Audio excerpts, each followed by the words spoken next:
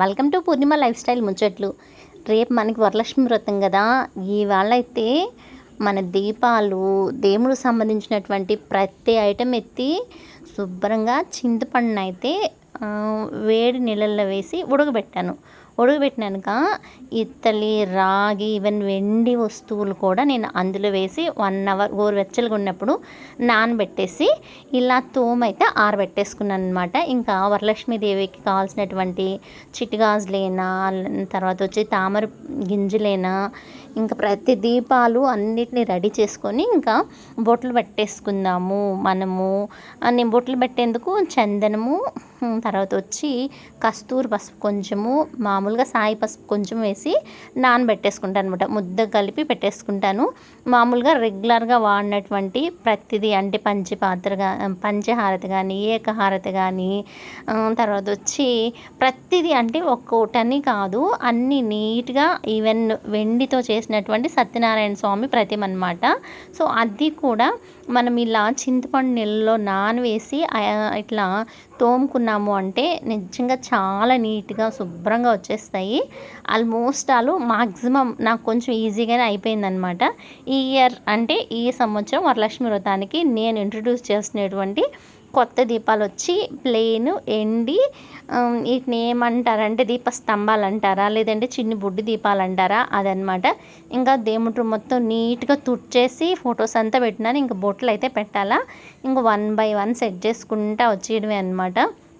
మా చిన్న అంటే హాల్లోనే దేవుడి రూమ్ సపరేట్గా ఒక కబోర్డ్లో రెడీ చేయించుకున్నామండి. అలా చేసుకొని మామూలుగా మన కులదైవం కానీ, 5గురు ఉన్నటువంటి అమ్మల ఫోటో కానీ, నెక్స్ట్ వరలక్ష్మి వ్రతము అంటే లక్ష్మీదేవికి కాయిన్స్ అంటే చాలా ఇష్టం అనమాట. ఎవ్రీ ఇయర్ కొన్ని కాయిన్స్ అనే నేను యాడ్ చేసుకుంటూ పోతూ ఉంటాను అనమాట.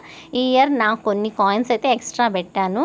ఇలా మామూలుగా నేను మణిద్వీప వర్ణన పూజ అయితే చేశాను అనమాట. అప్పుడు తీసుకొచ్చి పెట్టుకున్నటువంటి లలిత అమ్మ ఫోటో, నెక్స్ట్ ఈ శ్రీచక్రాలు అవంతా నా పెళ్ళైంది మొదలుకొని మేము ఒక్కొక్క హౌస్ మారుతూ ఉన్నప్పుడు కొన్ని అంటే సాధక బాధకాలు ఏర్పడుతుంటాయి కదా, అప్పుడు మా పేరెంట్స్ శ్రీచక్రాలన్నీ అంటే వాటి పేర్లు అయితే నాకు ఎగ్జాక్ట్గా తెలియదు, అవన్నీ ఇచ్చారనమాట. ఇంకా అలానే పూజ గదిలో పెట్టుకొని పూజ చేసుకోవడం అలవాటు.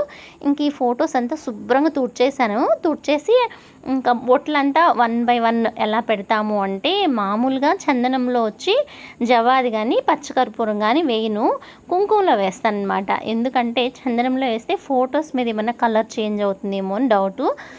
కొంచెం మంచి ఫ్రాగ్రెన్స్ రావాలా మనకి, మనం గుడికి వెళ్ళినప్పుడు వస్తుంది చూసారా, ఆ ఫ్రాగ్రెన్స్ రావాలా అంటే మనము కుంకుమలో ఫస్ట్ మనం కొంచెం జవ్వాది, నెక్స్ట్ పచ్చకర్పూరం ఉంటుంది కదా, చిన్న బిల్ ఒకటి ఫస్టే స్మాష్ చేసి వేసేసుకొని మళ్ళీ కుంకాన్ని మిక్స్ చేసేసుకోవాలన్నమాట.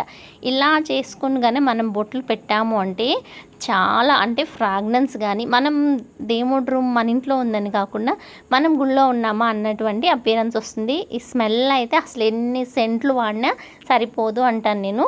మ్యాక్సిమం మనము కుంకుమలో కానీ, నెక్స్ట్ వచ్చి మనం పూజ చేస్తూ ఉంటాం కదా, పూజా దీపాల దగ్గర కానీ, ఎస్పెషలీ లక్ష్మీదేవి కంట మంచి సుగంధభరితమైనటువంటి సువాసనలు అయితే చాలా చాలా ఇష్టం అంట. అందులో పూలు ఒకటైతే ఇలా మనము జవాది వాడటము, ఇట్లాంటివి మిక్స్ చేసుకుని వాడటం, కుంకుమలో కూడా మంచి కర్పూరం కలిపి వాడడం వల్ల చాలా చాలా ఇష్టం అంట. ఆమె కరుణ కటాక్షాలు మంచిగా ఉంటాయంట.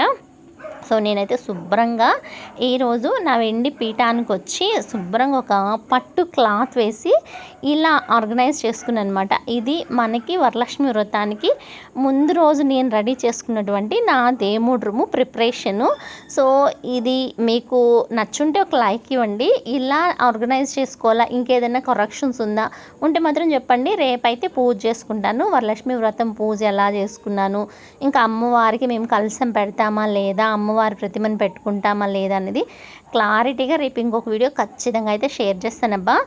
మనకి ఎంత ప్రెజర్ ఉన్నా, ఎంత ఇబ్బంది ఉన్నా, ఎంత ఆరోగ్యం బాగలేకపోయినా మనం శుభ్రంగా ఇలా దేవుడి రూమ్ని సర్దుకొని ఆర్గనైజింగ్గా పెట్టుకొని ఒక 5 నిమిషాలు దీపం వెలిగించి, కర్పూరం వెలిగించి, అగరొత్తుల ధూపం వేసాము అంటే ఆ ఫ్రాగ్రెన్స్ పాజిటివ్ వైబ్స్తో మనం చాలా చాలా హ్యాపీగా అండ్ సంతోషంగా మన యొక్క పాజిటివిటీని పెంచుకొని హెల్తీగా ఉంటాము. ఆరోగ్యానికి మించిన ఆస్తి ఇంకొకటి లేదు కదండి.